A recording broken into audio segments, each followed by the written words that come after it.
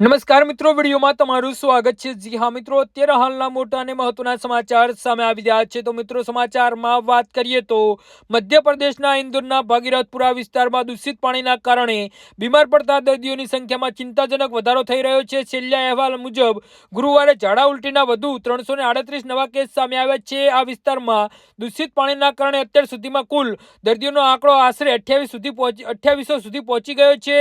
ભાગીરથપુરા સ્થિત આરોગ્ય કેન્દ્રમાં સવારથી મોડી રાત સુધી બાળકોથી લઈ વૃદ્ધો સારવાર માટે આવી રહ્યા છે। તો દૂષિત પાણીના કારણે શુક્રવારે વધુ એક વૃદ્ધ મહિલાનું અરવિંદ હોસ્પિટલમાં સારવાર દરમિયાન મોત થયું છે, જેનાથી કુલ મૃત્યુઆંક વધીને 15 થયો છે। હાલની સ્થિતિએ વિવિધ હોસ્પિટલોમાં કુલ 201 દર્દીઓ દાખલ છે, જેમાંથી 32 દર્દીઓની હાલત ગંભીર હોવાથી તેઓને આઈસીયુમાં દાખલ કરવામાં આવે છે। અત્યાર સુધીમાં કુલ 272 દર્દીઓ હોસ્પિટલમાં દાખલ કરવામાં આવ્યા હતા, જેમાંથી 71 દર્દીઓને રજા આપવામાં આવી છે। પરિસ્થિતિને જોતા આરોગ્ય વિભાગ દ્વારા 21 ટીમો બનાવવામાં આવી છે, જેમાં ડોક્ટરો, પેરામેડિકલ સ્ટાફ અને આશા કાર્યકરોનો સમાવેશ થાય છે। આ ટીમો ઘરે ઘરે જઈને લોકોને પાણી ઉકાળીને પીવા તેમજ બહારનો ખોરાક ન ખાવાની કડક સૂચના આપી રહી છે। ગુરુવારે કરવામાં આવેલા સર્વેમાં 1714 ઘરોમાં આશરે 8571 લોકોની તપાસ કરવામાં આવી હતી, જે દરમિયાન 338 નવા દર્દીઓ મળી આવ્યા હતા।